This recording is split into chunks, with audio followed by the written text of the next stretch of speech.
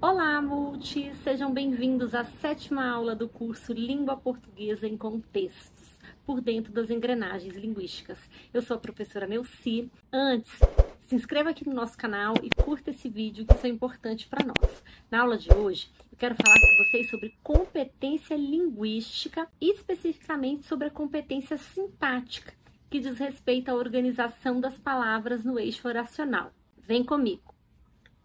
Então, como eu disse para vocês, a nossa preocupação hoje aqui é explanar um pouquinho sobre essa competência linguística que diz respeito à competência sintática. Eu já falei para vocês que, como falante nativo da língua, você tem uma competência internalizada. Uma criança bem pequena, por exemplo, não diz assim: mãe, leite, quero eu copo. No, copo no. Mãe, eu quero leite no copo. Então, a criança já sabe a ordem das palavras, né? Como ela vai organizar essas palavras no eixo oracional. Só que aqui, eu estou falando de uma competência linguística, de uma competência sintática, que sai um pouquinho dessa competência internalizada e passa por um ensino sistematizado de língua num processo de escolarização. Então, aqui nós vamos refletir sobre a sintaxe e sobre a organização das palavras na frase, tendo em vista o texto escrito, a organização das palavras no texto escrito. Então, o primeiro exemplo que eu trago para vocês é um exemplo que foi recolhido por uma aluna minha do curso de letras na época da pandemia, né? Nós estávamos naquelas aulas online e ela me trouxe esse exemplo de uma foto. Ela fez uma foto de um aviso no elevador. E aí ela trouxe esse exemplo justamente para a aula de sintaxe, para a gente discutir um pouquinho sobre essa questão da coesão, quando você organiza as palavras na frase. Então, eu coloquei a foto tem um certo brilho, mas eu transcrevi ali do lado. Aproveite para higienizar as mãos. Cubra o nariz ou a boca ao tossir ou espirrar com o antebraço ou lenço de papel. Evite aglomerações. Respeite o limite de pessoas no elevador. Ao apertar o botão do elevador, utilize o higienizador. Tudo bem. A questão sintática aqui, não sei se vocês de cara já analisaram, mas está ali na primeira ação, né? Na primeira indicação ali, né? Na instrução, né? Do que a pessoa deve fazer ao espirrar ou tossir. Então, ao espirrar ou tossir, o que a pessoa deve fazer? Cobrir o nariz ou a boca, usando o quê? O antebraço ou um lenço de papel. Agora, ao espirrar com o antebraço ou lenço de papel, percebam ali, ó, ao espirrar com o antebraço, esse bloco ali, essa conjunção está mal colocado. Então, se eu fizer um deslocamento com o antebraço ou lenço de papel, desse grupinho de palavras, vai melhorar a clareza do meu enunciado. Quer ver? Vamos comigo. Ao tossir ou espirrar, vírgula, cubra o nariz ou a boca com o antebraço ou o lenço de papel. Então, quem cobre alguma coisa e usa um instrumento para cobrir, né? Então, ó, ao tossir ou espirrar, vírgula, cubra o nariz ou a boca com o antebraço ou lenço de papel.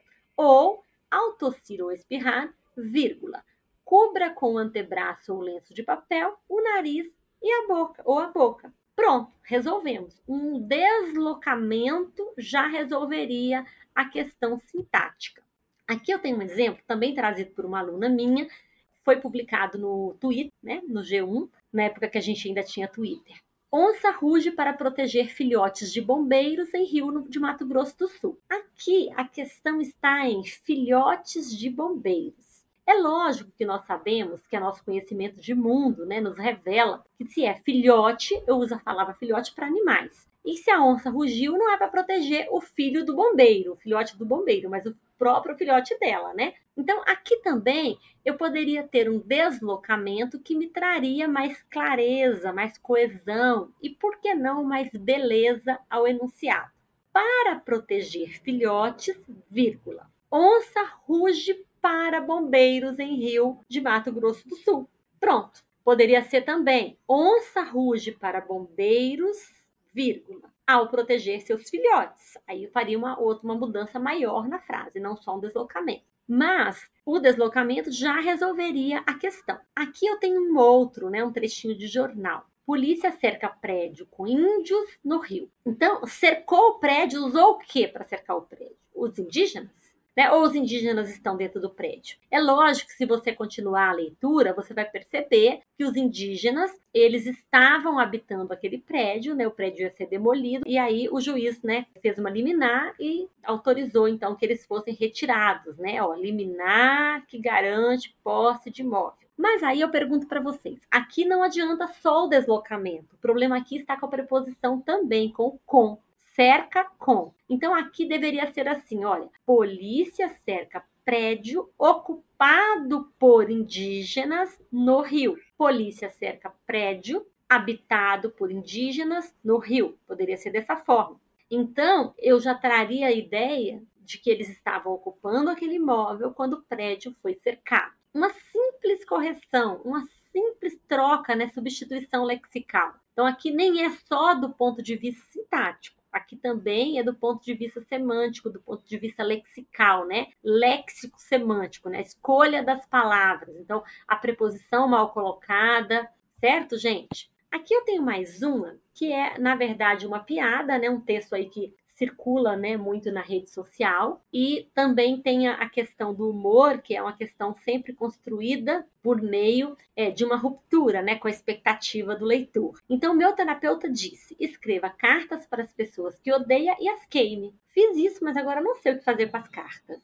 Ou seja, queimou as pessoas, né? Então, escreva cartas e queime-as. Escreva cartas para as pessoas que odeia e as queime. Então, você vai queimar quem?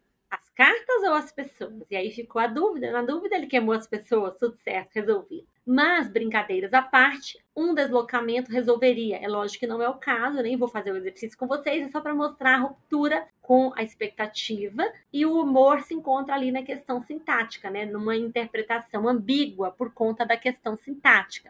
Muitas vezes, a má organização das palavras, uma organização sintática precária, vai prejudicar a compreensão do enunciado. E é neste ponto que eu estou insistindo com vocês, tá bom? Para falar de competência linguística. Aqui eu trouxe mais uma de manchete, eu sou colecionadora de manchetes. Essa manchete também estava no G1, mas eu não consegui achar o meu arquivo, acabei captando aí do site de Goiás. Acho que é Diário de Goiás. Polícia indicia estudante picado por naja, mãe, padrasto e mais 9 no Distrito Federal. Coitado desse estudante, né? Além de ser picado pela cobra, ainda foi picado pela mãe, pelo padrasto e para mais 9 pessoas. Aqui também a questão está ali na subordinação do bloco de palavras, né? Então, polícia indicia quem? Estudante. O estudante foi picado por quem? Naja, mãe, padrasto e mais 9 pessoas. Então, essa enumeração que tem ali depois da preposição por, traz a impressão de que ele foi picado por todas essas pessoas. Poderia ser resolvida com uma simples, assim, uma troca da vírgula depois de naja por uma preposição e. Ó, polícia indicia estudante picado por naja e mãe, vírgula, padrasto e mais 9 pessoas. Pronto, já estaria resolvido. Porque aí o e ia trazer a ideia de que a polícia não indiciou só o estudante, a polícia indiciou também a mãe, o padrasto e mais 9 pessoas.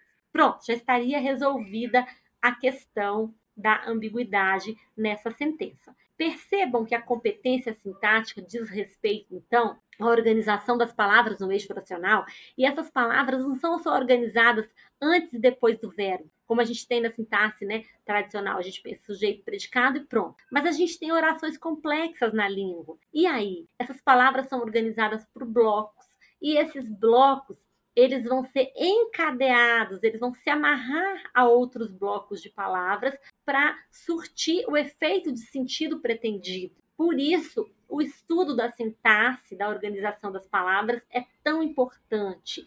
E a prática de escrita também leva a uma melhora da sua sintaxe. Então, você vai escrever melhor colocando a mão na massa.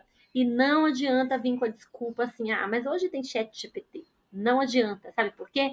Porque se você não souber também redigir um bom prompt, também a IA não vai fazer o seu texto do jeito que você gostaria. E não dá para confiar 100% no texto que a IA produz para você. Então, você tem que ser um bom produtor de texto. Mas sobre a IA a gente conversa em outro momento. Aqui o nosso foco é a língua portuguesa e a sua competência linguística. Aguardo vocês na próxima aula. Espero que tenham gostado da aula de hoje e até a próxima!